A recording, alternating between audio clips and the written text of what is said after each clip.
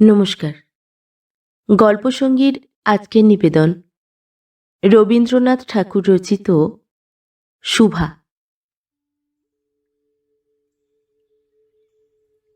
মেয়েটির নাম যখন সুভাষিনী রাখা হইয়াছিল তখন কে জানিত সে বোবা হইবে।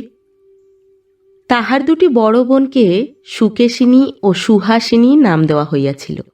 তাই মিলের অনুরোধে তাহার বাপ ছোট মেয়েটির নাম সুভাষিনী রাখে। এখন সকলে তাহাকে সংক্ষেপে সুভা বলে।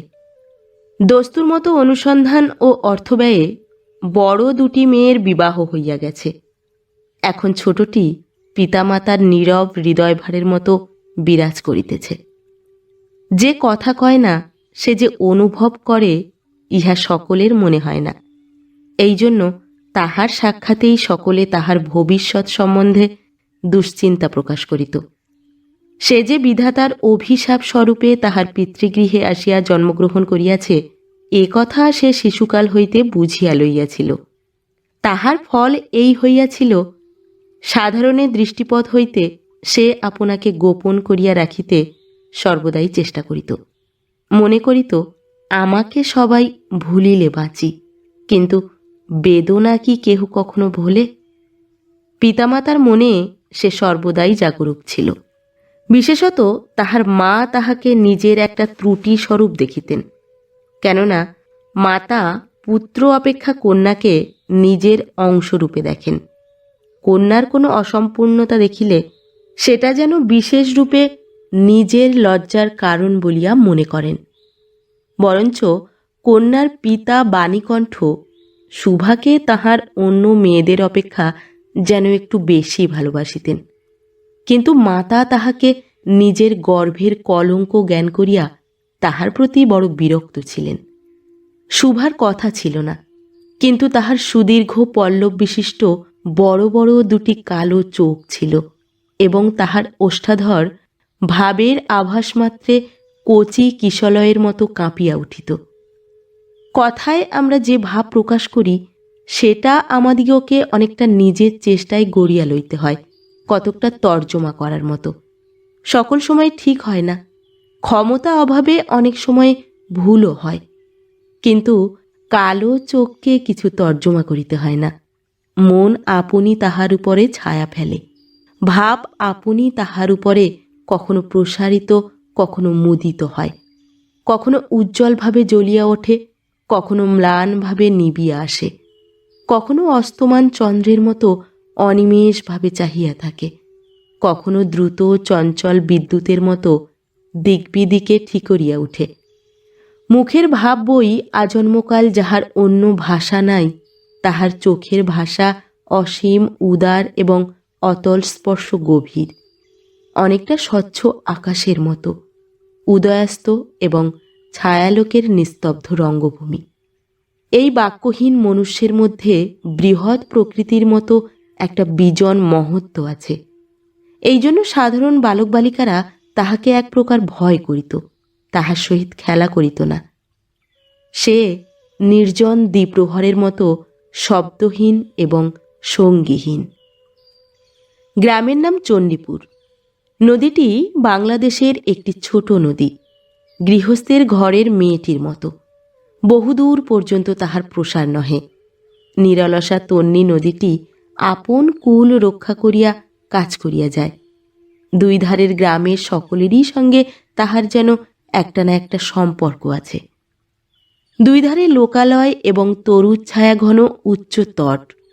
নিম্নতল দিয়া গ্রামলক্ষ্মী স্রোতম্বিনী আত্মবিসস্মৃত দ্রুত পদক্ষেপে প্রফুল্ল হৃদয়ে আপনার অসংখ্য কল্যাণ কার্যে চলিয়াছে।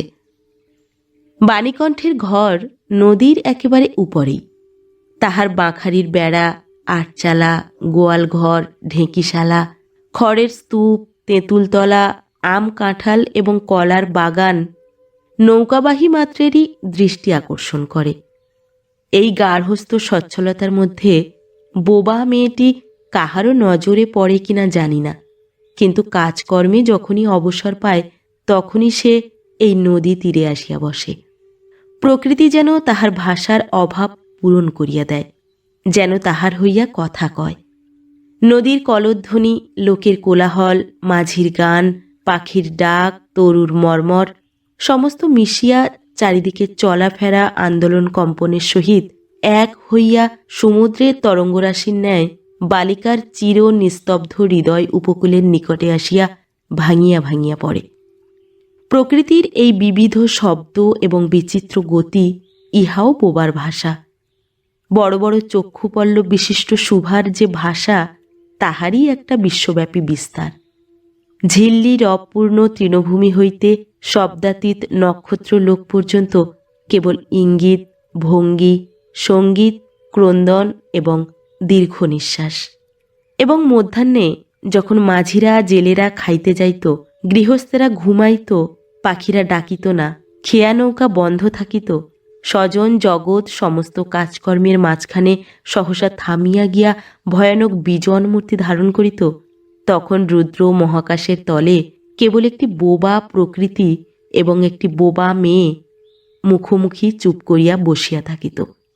একজন সুবিস্তীর্ণ রৌদ্রে, আর একজন ক্ষুদ্র তরুচ্ছায়ায়। সুভার যে গুটিকতক অন্তরঙ্গ বন্ধুর দল ছিল না তাহা নহে। গোয়ালের দুটি গাভী, তাহাদের নাম সর্বশী ও পাঙ্গুলি। সে নাম বালিকার মুখে তাহারা কখনো শুনে নাই, কিন্তু তাহার পদশব্দ তাহারা চিনিত।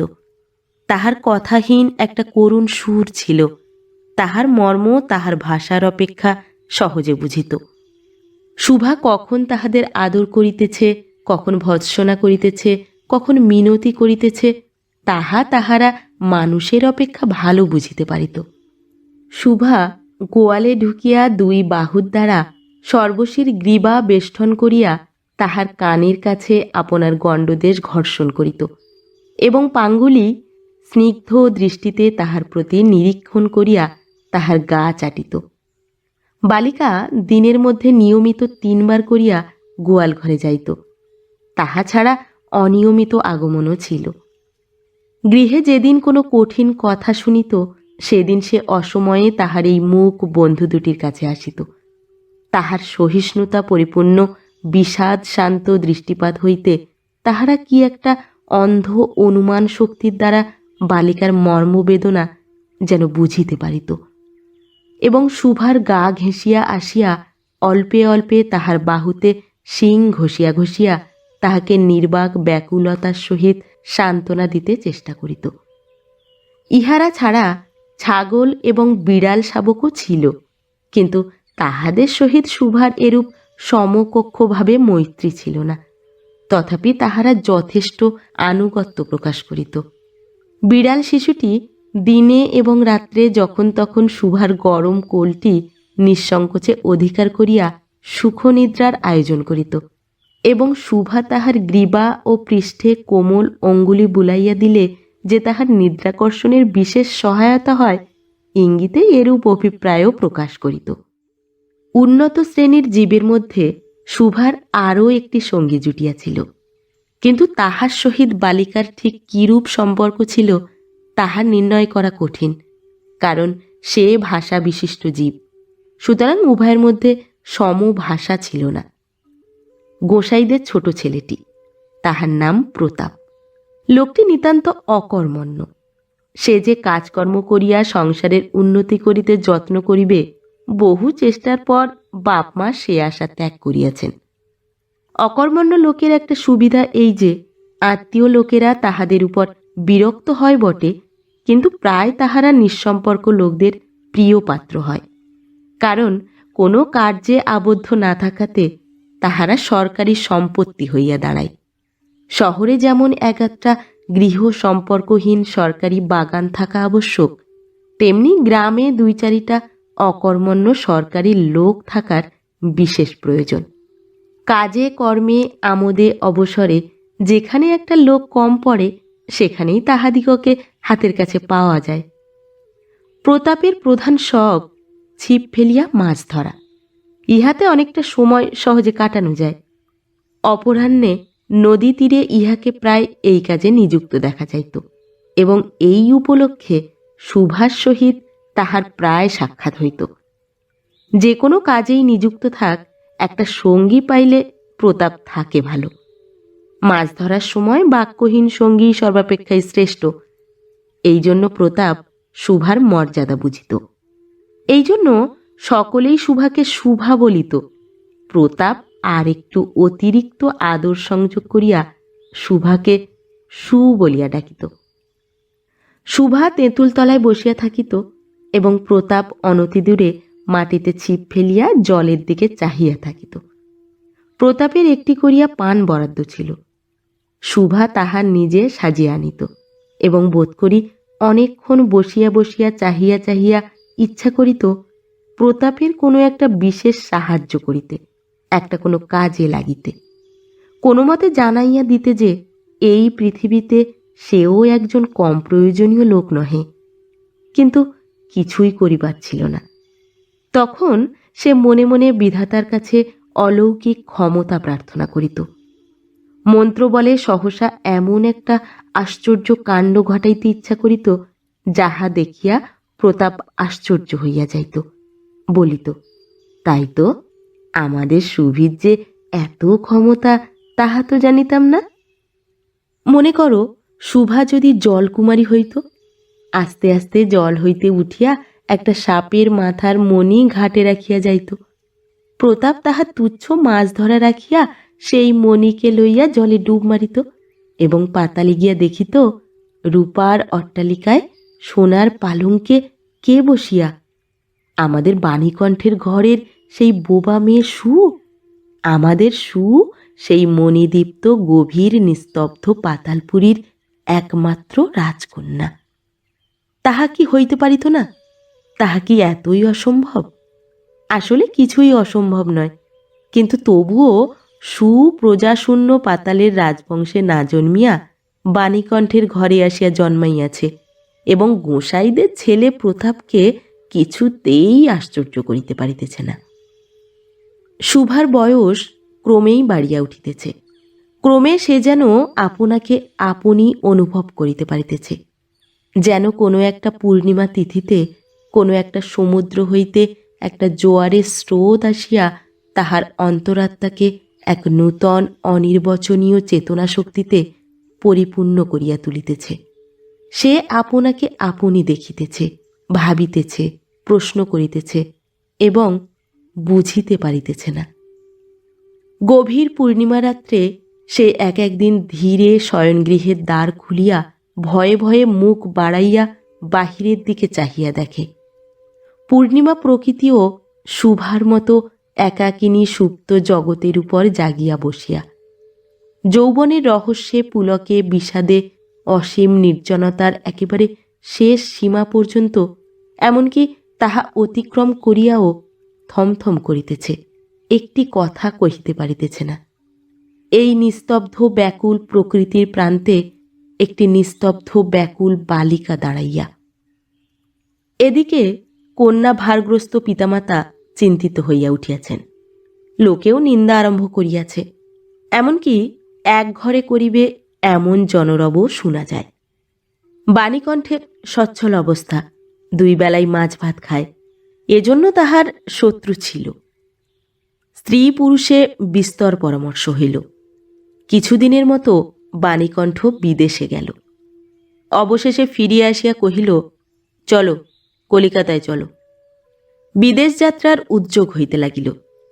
কুয়াশা ঢাকা প্রভাতের মতো শুভার সমস্ত হৃদয় অশ্রুবাষ্পে একেবারে ভরিয়া গেল।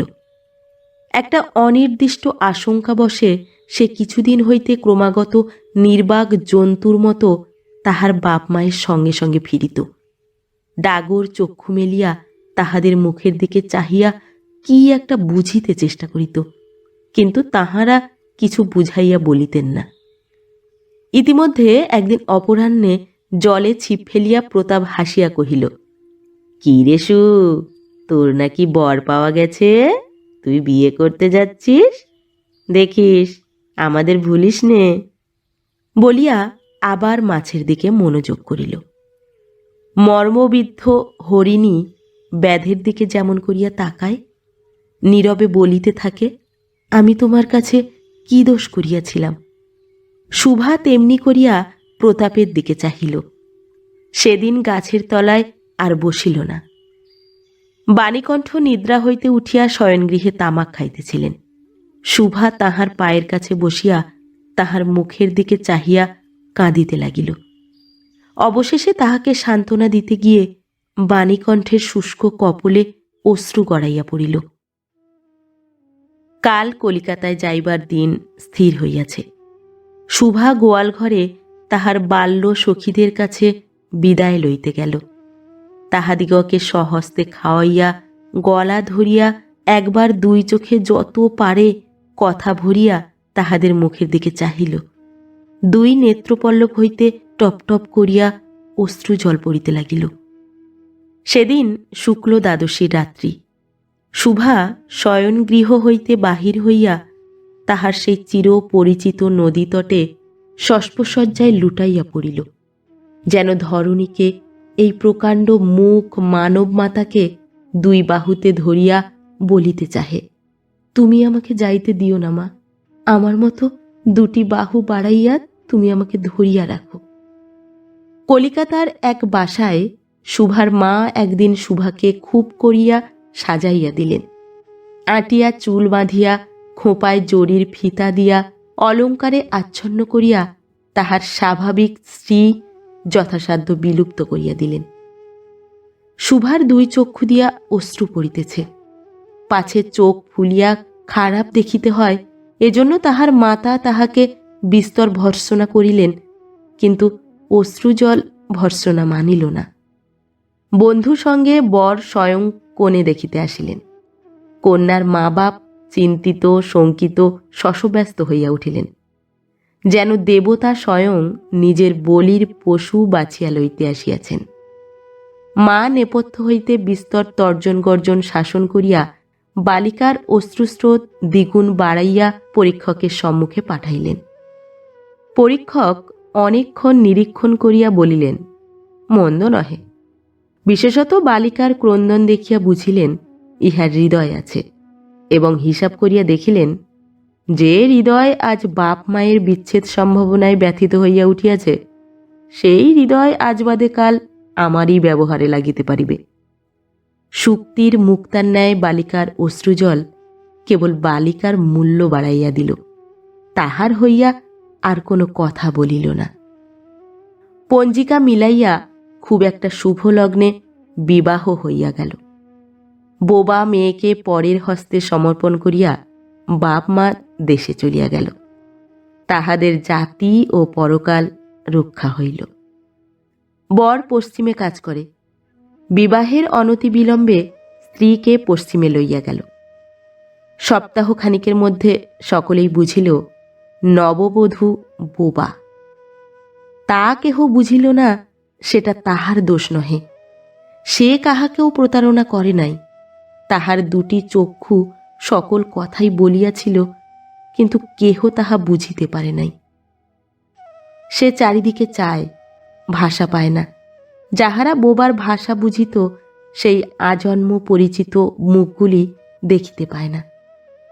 বালিকার চির নীরব হৃদয়ের মধ্যে একটা অসীম অব্যক্ত ক্রন্দন বাজিতে লাগিল। অন্তর্যামী ছাড়া আর কেহ তাহা শুনিতে পাইল না। এবার তাহার স্বামী চক্ষু এবং কর্ণেন্দ্রিয়ের দ্বারা পরীক্ষা করিয়া এক ভাষা বিশিষ্ট কন্যা বিবাহ করিয়া আনিল। নমস্কার। পরবর্তী গল্প নিয়ে খুব শিগগির ফিরে আসছি। ততক্ষণ সবাই ভালো থাকবেন, সুস্থ থাকবেন। গল্প পাঠ ভালো লাগলে গল্পটিতে একটি লাইক করবেন এবং ভিন্ন ভিন্ন স্বাদের অডিও স্টোরি শোনার জন্য অবশ্যই চ্যানেলটি সাবস্ক্রাইব করবেন। ধন্যবাদ।